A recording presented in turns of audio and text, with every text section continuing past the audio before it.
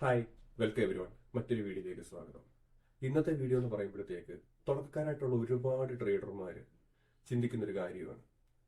എത്ര നാളുകൊണ്ട് നമുക്കൊരു ട്രേഡർ ആകാൻ പറ്റും, എത്ര നാളുകൊണ്ട് നമുക്ക് പ്രോഫിറ്റബിൾ ആയിട്ടുള്ള ഒരു ട്രേഡർ ആകാൻ പറ്റും എന്നുള്ളൊരു കാര്യം.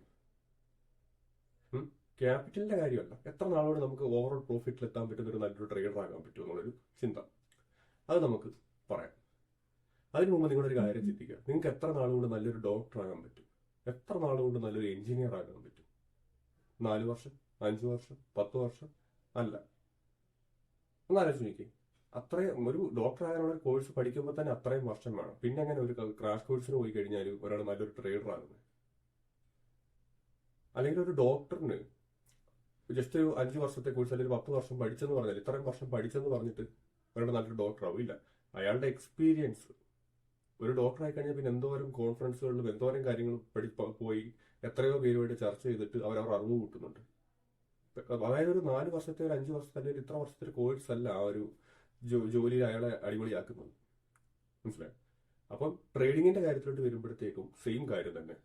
പെട്ടെന്നൊരു ക്രാഷ് കോഴ്സ് പഠിച്ചിട്ട് ആർക്കും, അല്ലെങ്കിൽ ഇത്ര നാളത്തെ കോഴ്സ് പഠിച്ചിട്ട് ആർക്കും നല്ലൊരു ട്രേഡർ ആകാൻ പറ്റത്തില്ല. അങ്ങനെയാണെന്നുണ്ടെങ്കിൽ കോഴ്സിന് പോകുന്ന എല്ലാവരും അടിപൊളി ട്രേഡർമാരല്ലേ? അല്ല. നമ്മൾ നല്ലൊരു ട്രേഡർ എന്ന് പറയുമ്പോഴത്തേക്ക് ഉദ്ദേശിക്കുന്നത് ഓവറോൾ പ്രോഫിറ്റബിൾ ആയിട്ടുള്ള ട്രേഡറാണ്.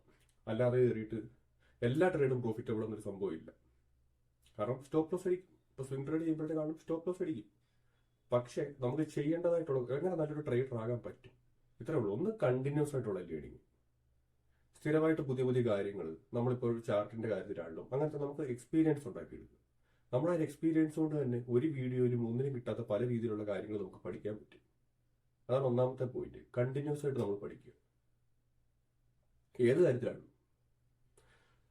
2, ഇമോഷൻസിനെ കൺട്രോൾ ചെയ്യാൻ പഠിക്കുക. പെട്ടെന്ന് കയറിയിട്ട് എക്സിറ്റ് അടിക്കുക, പെട്ടെന്ന് കയറിയിട്ട് പേടിച്ചിട്ട് കാരണം എക്സിറ്റ് അടിക്കുക, പെട്ടെന്ന് ചാടി കയറി എൻട്രി എടുക്കുക, ഒരു ട്രേഡ് ഇച്ചിരി സക്സസ് ആണെന്ന് തോന്നുമ്പോഴത്തേക്ക് ചാടി കയറി ഫുള്ള് പൈസ ഇടുക. അങ്ങനത്തെ കാര്യം ചെയ്യാതെ ഇമോഷൻസിനെ കൺട്രോൾ ചെയ്യണം. നമ്മുടെ പ്ലാൻ എന്താണോ അതുമായിട്ട് തന്നെ നിൽക്കണം. അതായത് ഒന്നുകിൽ ടാർഗറ്റ് അല്ലെങ്കിൽ സ്റ്റോപ്പ് ലോസ്. ആവറേജ് ചെയ്യാം, അല്ലെന്നുണ്ടെങ്കിൽ പിന്നെ അത് ആഡ് ചെയ്യാം. പക്ഷെ അത് കൃത്യം പോയിന്റ്, പ്രീ പ്ലാൻ ചെയ്ത് വെച്ചേക്കുന്ന ഒരു പോയിന്റ് മാത്രം. അല്ല ചെറിയൊരു രീതിയിൽ ഒരു അപ്മൂവ്മെന്റ് കിട്ടുന്നതുകൊണ്ട് ചാടി കയറാതിരിക്കുക. അപ്പം ഇമോഷൻസിനെ കൺട്രോൾ ചെയ്യണം. അതാണ് സെക്കൻഡ് ഇമ്പോർട്ടന്റ് ആയിട്ടുള്ള പോയിന്റ്. അടുത്തതെന്ന് പറയുമ്പോഴത്തേക്ക് റിസ്ക് മാനേജ് ചെയ്യുക. നമുക്ക് 1-2 ട്രേഡ് എടുത്തിട്ട് ഒന്നൊരു 5 ട്രേഡ് പ്രോഫിറ്റബിൾ ആയാൽ മതിയോ, അല്ലെങ്കിൽ ഒരു 100 ട്രേഡ് പ്രോഫിറ്റബിൾ ആയാൽ മതിയോ? അല്ല. നല്ലൊരു ട്രേഡർ എന്ന് പറയുമ്പോഴത്തേക്ക് സ്റ്റോപ്പ് ലോസ് അടിച്ചെന്ന് പറഞ്ഞാൽ ഓവറോൾ പ്രോഫിറ്റിലായിരിക്കണം. അതിനെന്താ നമ്മൾ ചെയ്യേണ്ടത്? റിസ്ക് മാനേജ് ചെയ്യണം. മനസ്സിലായോ? അപ്പം ഈ മെയിൻ പോയിന്റ് ആണ്. ഒന്ന്, നന്നായിട്ട് പഠിക്കുക.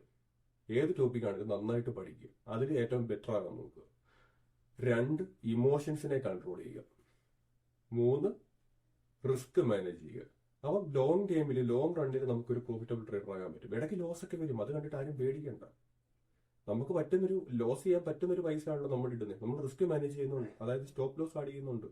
ആവശ്യത്തിനുള്ള ഒരുപാട് ഷെയറുകൾ കടം മേടിച്ചിട്ട് നമ്മൾ മേടിക്കുന്നില്ല, ചെറിയ രീതിയിൽ ചെയ്താണ് പഠിക്കുന്നത്. എന്ന് സക്സസ് ആയെന്ന് തോന്നുന്നു, അല്ലെങ്കിൽ ഓവറോൾ പ്രോഫിറ്റിൽ കുറച്ചു നാൾ നമ്മൾ നോക്കിയായെന്ന് തോന്നുന്നു, അപ്പോൾ ഒരു കോൺഫിഡൻറ്റ് വന്നാൽ മാത്രമേ കുറച്ചുകൂടെ പൈസ ആഡ് ചെയ്യൂ.